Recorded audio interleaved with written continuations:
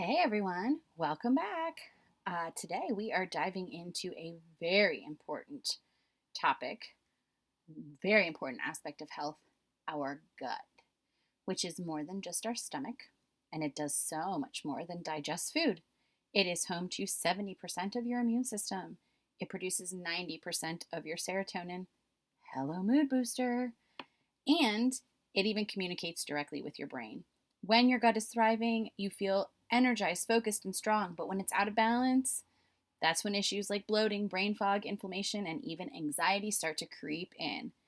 In this episode, we are covering the GI tract and how it works, what affects gut health, the gut brain connection, leaky gut syndrome, and lifestyle things that you can do to support a healthy microbiome. So, if you've struggled with digestion, food sensitivities, low energy, or just want to optimize your health, this episode is it for you. Let's get to it. Welcome to Cultivating Her, breaking taboos, balancing hormones, and redefining women's health.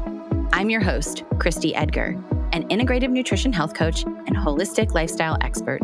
Join me as we dive into the world of menstrual health, hormone balance, and the connection to women's wellness.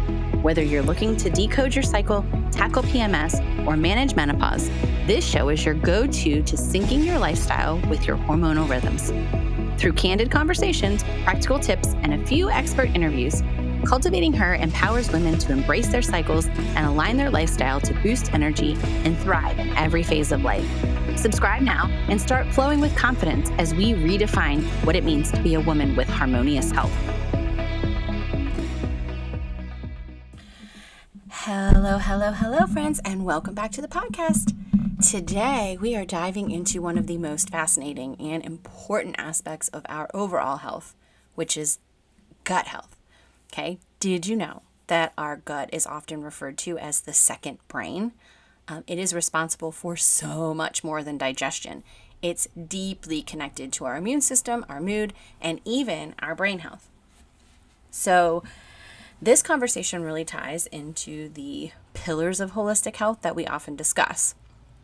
And it's a reminder that our bodies are deeply interconnected and that what we eat and how we live ripple through every aspect of our well-being. By the end of this podcast, I hope that you will understand how this ecosystem is the basis of a healthy human. It's the roots, if you will. So let's break it down and start with the basics. So what is the gut? It's your GI tract or your gastrointestinal system. The gastrointestinal tract is a series of hollow organs joined in a long twisting tube from our mouth to our anus. This complex system includes hollow organs, the mouth, the esophagus, the stomach, the small intestines, the large intestines, the colon, and your anus, and solid organs, which are the liver, the pancreas, and the gallbladder. So those solid organs, their function in digestion, the liver, it detoxifies harmful substances. It produces bile, which we need for digestion, and it synthesizes proteins. Your pancreas converts food into fuel. It aids in digestion, and it regulates blood sugar. Remember, the pancreas is where insulin is made, and insulin is the hormone that takes the glucose from the bloodstream and puts it into the cell so that the mitochondria of the cell can make ATP, which is energy. And then we have the gallbladder, and that stores bile and releases it after meals, and it's what helps digest the fats. So the digestive process begins the minute that we put food into our mouth. Chewing breaks down the food with the saliva that releases enzymes, and that helps to the beginning process of digesting your food. The food makes its way down the esophagus into the stomach, and the stomach acids and the enzymes there further break down the food into smaller molecules, which are then moved into your small intestines. The small intestines is where nutrients are absorbed. Then they go from the small intestine to the large intestine, which breaks down the remaining food, absorbs the water, and prepares the waste for elimination. So your body's first line of defense is that gut lining. So that's the lining of the stomach, the small intestines, and the large intestines, okay? Now, there are 3 layers to the gut, but there's 5 full defenses. So the 3 layers starting from the inside working out. So you have the first layer is mucosal IgA, which is immunoglobulin A. This is an antibody that's found in the mucous membrane that defends against toxins. Okay. Next, you have tight junctions. These are proteins that hold the gut cells together. Okay. These are the cells that get weakened by conditions like leaky gut. Now, after that, your third layer is the gastro-associated lymphoid tissue, okay, or GALT. This is a concentrated part of your immune system found in the gut, and it's the gut's last and most powerful layer of defense. Also included in these critical defenses is friendly bacteria, which are beneficial microbes that communicate with your immune system to signal danger, and stomach acid, which is essential for breaking down food and defending against infections. When any of these barriers are compromised, gut dysfunction occurs, leading to inflammation, poor nutrient absorption, and higher rate of disease. Okay, so your gut microbiome is your inner ecosystem. The gut microbiome is home to trillions of bacteria, yeast, fungi, and viruses that live throughout your digestive tract. This ecosystem affects everything from digestion to mental health. The function of the microbiome is to digest food. It also produces vitamins like B12, thiamine, riboflavin, and vitamin K. It regulates the immune system, which protects against harmful bacteria. It produces neurotransmitters like serotonin and GABA, which influence mood and anxiety, and it supports hormone regulation and detoxification. Remember, we talked about, ladies, we have a part of the gut microbiome called the estrobolome, which processes out the estrogen. So what happens when that microbiome is imbalanced? So when it's disrupted, it's a condition called dysbiosis, and it can lead to poor digestion, weak immune response, hormonal imbalances, chronic inflammation, and mood disorders, including anxiety and depression. Factors that influence gut health are, they start like right from the minute that we're born. Okay, so mode of delivery affects gut health. So babies that come through the birth canal are exposed to a wider variety of bacteria compared to babies that are born via C-section. Okay, and then also what babies are eating. Okay, so their diet during infancy. It takes up to 3 years for a child to colonize their gut microbiome, similar to that of an adult. So breast milk, the microbiota in breast milk is very nourishing and contains tons of beneficial bacteria from the mom, that comes from the mom. But also the health of the mom will matter. So whether or not what she's eating, how her antibiotic use is, what her BMI is, what her overall health is, this also will matter. Our diet as adults obviously affects the health of the gut. Diet just has a profound impact on the types of bacteria that will thrive. So even brief dietary changes can alter that microbiota. Organisms that support the breakdown of foods you normally consume flourish while others perish. So diets that are rich in plant diversity are especially supportive of the beneficial organisms in the gut, right? They love plant diversity, okay? So those are also things that are rich in fiber, and fiber feeds those healthy bacteria that are in our gut. So that's how diet can have a positive impact, because if we're eating those types of things, then we're feeding the good bacteria and our gut is healthy. So in our Western culture, standard American diet, we eat a lot of highly processed foods and sugar that promotes dysbiosis. Okay, this creates an imbalance and an overgrowth of bacteria that is not good. Another thing that affects our gut health is antibiotics. So, antibiotics work by killing bacteria.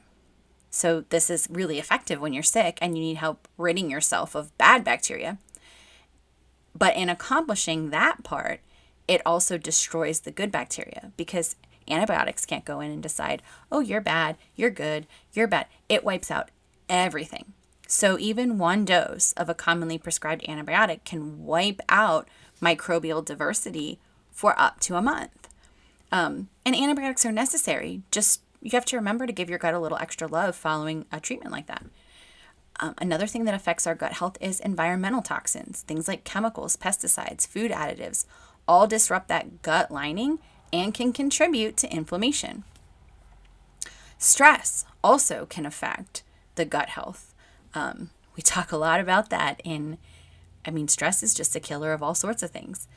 And then, of course, although much of our gut health has to do with environmental aspects, some things can be caused by genetics.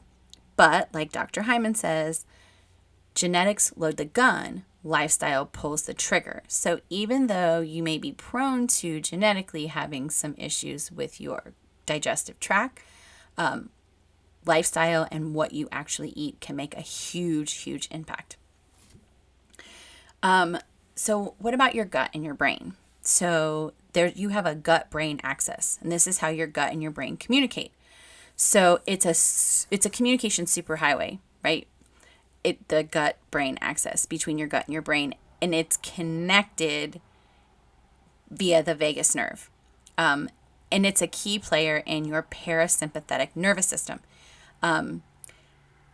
The gut-brain axis allows signals to move in both directions. So this is why you might feel like butterflies in your stomach when you're nervous, or you might experience an upset stomach when you're overly stressed. Your gut-brain axis is facilitated by neurons. Okay, your gut contains 500 million neurons connected to the brain via the vagus nerve, and also by neurotransmitters.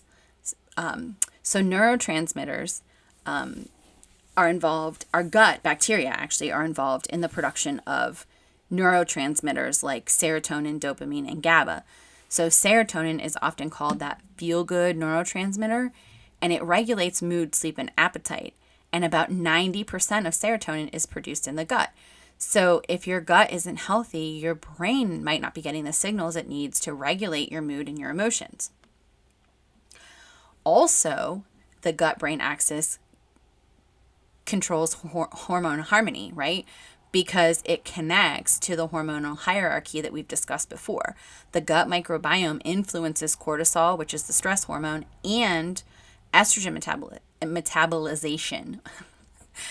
When your gut is in balance, it's just better equipped to manage stress and support harmonious hormone health. So studies have shown that an imbalanced gut microbiome can contribute to mental health challenges, including anxiety, depression, and even conditions like autism and schizophrenia. So this imbalance or dysbiosis can disrupt communication along the gut-brain axis, leading to inflammation, hormonal imbalances, and altered neurotransmitter production. Right? Mind blown. Now let's talk about leaky gut. So leaky gut syndrome, or intestinal hyperpermeability, refers to a compromised gut lining where those tight junctures become loose. So those proteins that hold those tight junctures slip. And this allows harmful substances like undigested food particles, toxins, and bacteria to leak into your bloodstream. How does this condition develop? So that gut lining is designed to act as a barrier, ensuring that nutrients are absorbed while the harmful substances are kept out of our body. However, factors like poor diet, stress, and toxins can weaken this barrier. And it's like a domino effect, okay? When these foreign particles enter the bloodstream, the immune system responds by producing inflammatory antibodies to attack them. Okay, this leads to chronic inflammation, food sensitivities, and autoimmune conditions, right? So key contributors to leaky gut are the standard American diet, which is high in sugar, high in processed foods, and bad seed oils, chemical exposure to things like pesticides, food additives, and preservatives, excessive medication like painkillers, antibiotics, and acid reducers, and ladies, our birth control all contribute to leaky gut. Gluten. So zonulin, which is a protein found in gluten, has been shown to increase gut permeability. And then, of course, stress, chronic stress. It weakens the gut lining and alters the microbiome. So now, leaky gut produces inflammation. So how does chronic inflammation affect gut health? So first of all, let's talk about inflammation. So inflammation is a natural immune response to injury or infection. This is why our lymph nodes get swollen, our tonsils get swollen. This is why we get a fever, why when we sprain an ankle, it gets swollen. This is the body's natural response to healing. The problem is when it becomes chronic or long-lasting, it does more harm than good. So how does this impact our gut health? Well, chronic inflammation weakens those tight junctures. Well, that's further exacerbating leaky gut. It also alters the microbiome and it triggers autoimmune disorders. So the immune system essentially begins attacking healthy tissues. So the common symptoms for chronic inflammation: fatigue, digestive issues like bloating, diarrhea, and constipation, food allergies, brain fog, and joint pain. Okay? Chronic inflammation can cause joint pain. I want to say that again so that you hear me and understand that that's a real issue. So, what about inflammation, the microbiome, and our brain? So, how does gut inflammation affect mental health? So, like an imbalanced microbiome can lead to gut inflammation, which weakens the blood-brain barrier, which is a protective shield that keeps harmful substances out of the brain. When this barrier is compromised, toxins and inflammatory molecules can reach the brain, triggering mood disorders, cognitive decline, and even depression. So, what about chronic illness, the connection between inflammation and chronic illness? So, as someone who's experienced candida overgrowth and dysbiosis, I know firsthand how gut health can impact my overall well-being. It doesn't just affect your body, it affects your mind, contributing to brain fog and low energy and even mental health struggles. So now what about cognitive function? A healthy gut microbiome supports the production of brain-derived neurotropic factor, BDNF. We talked about this before. This is a protein essential for memory, learning, and overall brain health. But low levels of BDNF have been linked to depression and cognitive decline. So this is why front-loading nutrition becomes so important. Starting your day with nutrient-dense foods like a protein-packed breakfast can stabilize your blood sugar and then support the gut-brain axis. It's about eating to fuel your body and your mind. So what do we do if we find ourselves in a situation where we think we do have leaky gut or dysbiosis or anything like that? So we need to address this with the 4Rs framework, okay? So the 4Rs is a step-by-step process used in functional medicine to repair and restore gut health. So number one is remove. So we're going to eliminate anything that negatively affects gut health. So problematic foods. This is where the elimination diet comes in. Gluten, dairy, sugar, processed foods, all of them out. Toxins like pesticides, GMOs, and artificial additives, out. And then we also want to look at infections of any kind. So any kind of bacterial overgrowth or parasites. My advice is to start keeping a food journal to identify potential triggers like bloating, fatigue, or skin flare-ups after you eat. Like if you're keeping track of that, you will see what happens, right? So next, once we remove, we want to repair. So we want to support the gut lining with nutrients and foods that reduce inflammation and promote healing. So Key nutrients for gut repair are L-glutamine, which is an amino acid that strengthens your intestinal lining. This is found in plant and animal proteins like beef and pork and poultry and milk and yogurt and ricotta cheese and cottage cheese and raw spinach and parsley and cabbage. And honestly, guys, if you can get it organic or locally grown by someone you know, way better. And all of your dairy products, make sure that they are full fat. Okay, collagen. Collagen helps rebuild damaged tissues. Collagen is found in bone broth. It's found in fish and shellfish and chicken and beef and egg whites and citrus fruit and berries and garlic. Okay, turmeric. We all know turmeric helps to reduce inflammation. You can use it in a powdered form, or you can buy the root and grate it up. You can soak it in water and make a tea. It's wonderful, wonderful for inflammation. So, I can't even say, I'm going to butcher this word, but that doesn't mean I don't know what it is. Quercetin, it's a polyphenol, and it's found in citrus fruits, apples, onions, parsley, sage tea, red wine, olive oil, grapes, dark cherries, dark berries like blueberries and blackberries, and it supports those tight junctions and reduces oxidative stress, okay? It is a polyphenol. So the top healing foods that I would say are bone broth, any kind of cooked vegetable, okay, because they're easier to digest, and then foods that are rich in omega-3s like salmon and chia seeds. Okay, next we want to restore. So we want to repopulate the gut with beneficial bacteria to balance the microbiome. So probiotics are live bacteria that support gut health. This is lactobacillus and bifidobacterium, okay? This is found in things like yogurt, kefir, sauerkraut, kimchi, miso. I can't talk today. And then prebiotics. Prebiotics are fibers that feed those good bacteria. Things like onions and garlic, bananas, and Jerusalem artichoke. All of these fiber-filled veggies are excellent at feeding those probiotics, okay?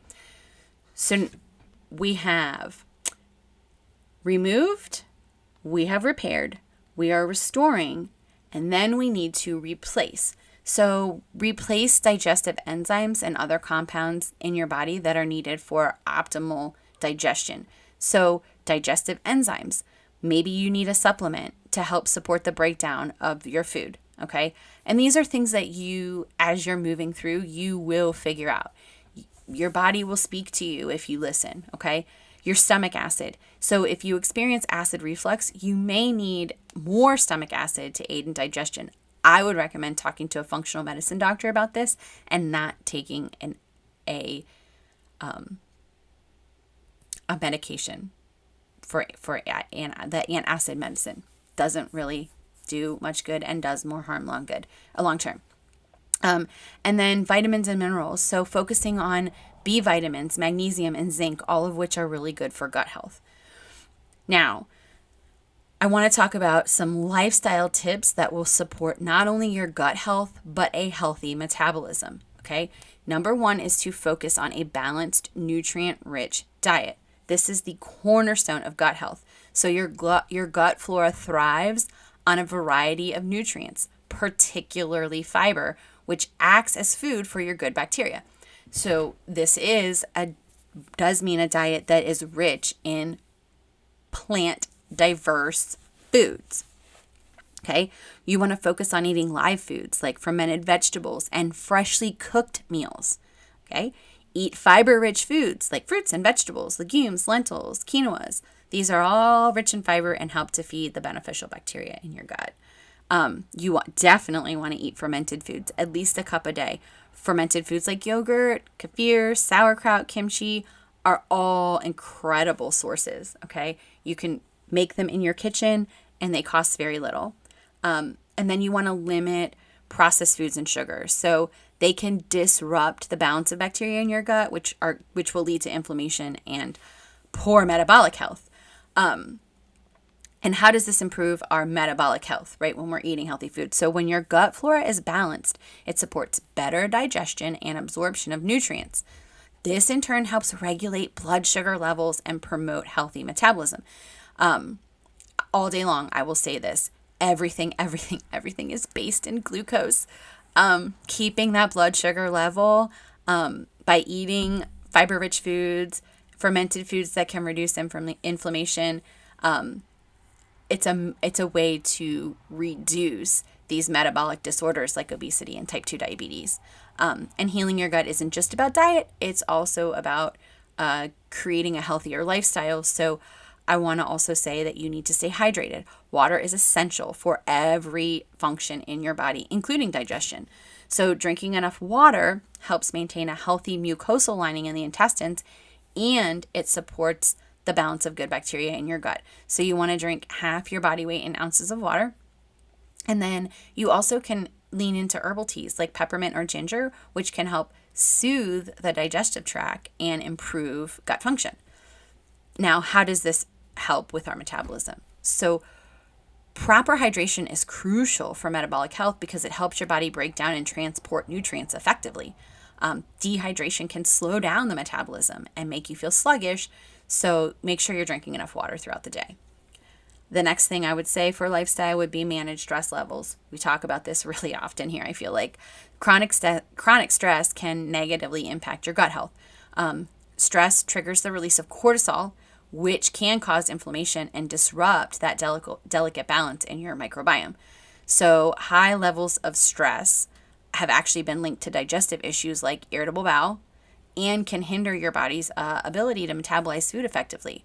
So practice mindfulness techniques like meditation, yoga, deep breathing, sound baths. Make time for activities that you enjoy and ensure that you're getting enough rest. So how does this help your metabolism? So stress not only disrupts your gut, but also slows down your metabolism. So when you're stressed, your body goes into fight or flight mode, which can lead to energy being stored as fat rather than burned as fuel. So reducing stress can improve both your gut health and your body's ability to burn fat or not store fat. Get enough sleep. Okay, sleep is when your body repairs and regenerates. Poor sleep patterns can negatively affect both your gut and your metabolism. And studies show that lack of sleep can alter the balance of gut bacteria, leading to digestive issues and slower metabolism. So aim for 7 to 9 hours of quality sleep at night. Create a good, calming bedtime routine, good sleep hygiene that helps you wind down and get good sleep. So this helps with your metabolism because lack of sleep has been linked to insulin resistance, weight gain, and to a decrease in the hormone leptin, which is the hormone that regulates hunger. So just proper sleep just helps your body function optimally, gives you better brain clarity, and supports healing. Move your body regularly. Physical activity isn't just beneficial for your muscles and your heart, but also for your gut. So it promotes the growth of beneficial bacteria in your gut, which of course aids in digestion and improves your nutrient absorption. Okay, this does not have to be strenuous exercise, guys. It's just 30 minutes of moderate activity most days of the week. Take a walk, honest to goodness. Just take a walk. Dance it out in your kitchen. If you can't get yourself to do 30 minutes at a time, break it up. 10 minutes, 10 minutes, 10 minutes. Everybody can find 10 minutes, right? So regular exercise boosts your metabolism by increasing muscle mass and promoting effective use of energy. It also reduces inflammation and improves insulin sensitivity, which does help regulate blood sugar levels and prevents metabolic disease. It also creates endorphins, which make you happy, okay? Medication. So limiting medication to when absolutely necessary and always following up with probiotics. While it is best to get your nutrients from food, there are certain supplements that can support gut health. And that's the probiotics, the prebiotics, and omega fatty acids, okay? So probiotics and prebiotics help maintain a balanced microbiome. But omega-3s help reduce inflammation, right? And healing your gut will naturally improve your metabolic health. like eating, just being mindful, eating a balanced diet, rich in fiber and fermented foods, staying hydrated. These are all things that contribute to better gut health, which in turn helps with your metabolism. Okay. By nurturing your gut, you're also supporting your body's ability to maintain a healthy weight, to manage energy levels, and prevent chronic disease. And then the last thing I want to say is just avoid over sanitizing, guys. Excessive use of antibacterial products can harm your gut microbiome. We need to be exposed to different types of bacteria in order to make sure that that immune system is nice and strong. Okay, so get outside, expose yourself to lots of beneficial microbes, and let's not forget the mental health benefit that actually comes from spending time in nature. So in closing, I just want to say that healing your gut is a journey. It is not a quick fix. It takes time, it takes consistency, and it takes commitment to repair damage and restore balance. So what are the takeaways from this? Number 1, your gut is more than just your stomach. Number 2, your gut microbiome is crucial to health, but it is susceptible and under attack daily, depending on what we put in. Number 3, there is a connection between the health of the gut, and the mental health of the human. Okay. Number 4, leaky gut and chronic inflammation are at the root of most health issues. Okay. Number 5 is that we can repair them by using the 4R program: remove, repair, restore, replace. Okay. This is a powerful framework for healing, and it's very personalized, and you can work it at your own pace. So, and then lastly, I would say, creating an eating style that includes probiotics, prebiotics, and whole foods is going to be essential for long-term gut health. Okay. Remember, your gut health impacts your entire body, from your immune system to your brain.